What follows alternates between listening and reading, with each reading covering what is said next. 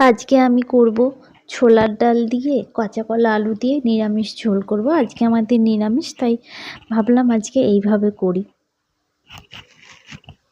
ডালগুলো আমি আগেই ভিজিয়ে রেখেছিলাম। এবার এখানে আদা আর কাঁচা লঙ্কা দিয়ে একটা পেস্ট বানিয়ে নেব। মিক্সিতে আমি পেস্টটা করে নিয়েছি।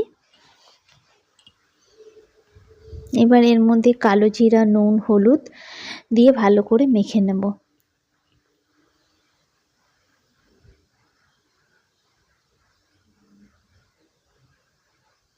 মাখা দেখো হয়ে গেছে।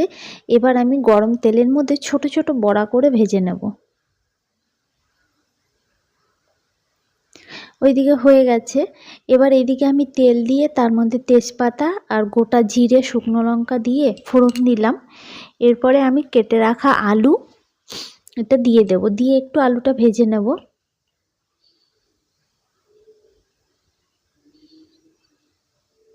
নুন হলুদ দিয়ে দিলাম। এরপরে আমি যে কাঁচা কলাটাও কেটে রেখেছিলাম সেটা দিয়ে দিচ্ছি। একটা ছোট্ট টিপস বলি, অনেক সময় না আমরা কাঁচা কলা রান্না করলে তরকারিটা কিন্তু কালো হয়, কিন্তু যদি তুমি এক টুকরো লেবু দিয়ে ভালো করে কলাটা ধুয়ে নাও তাহলে দেখবে তরকারি কিন্তু একটুও কালো হবে না।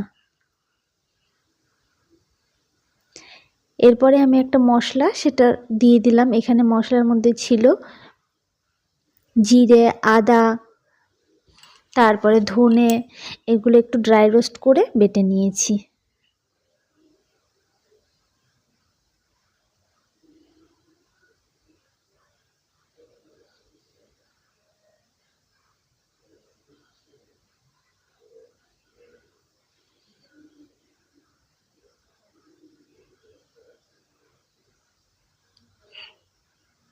মশলাগুলো খুব ভালো করে কষানো হয়ে গেছে। এবার জল দিয়ে দেবো এর মধ্যে।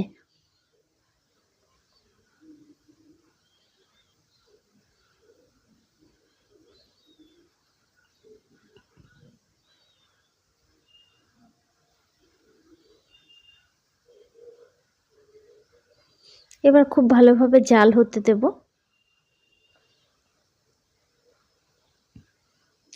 এবার এই যে বড়াগুলো ভেজে রেখেছিলাম সেগুলো দিয়ে দিলাম।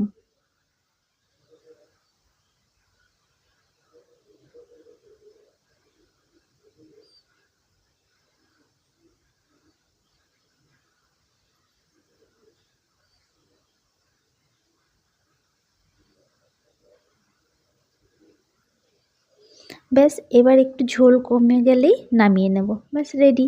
একটু গরম মশলা ছিটিয়ে দিয়েছিলাম লাস্ট।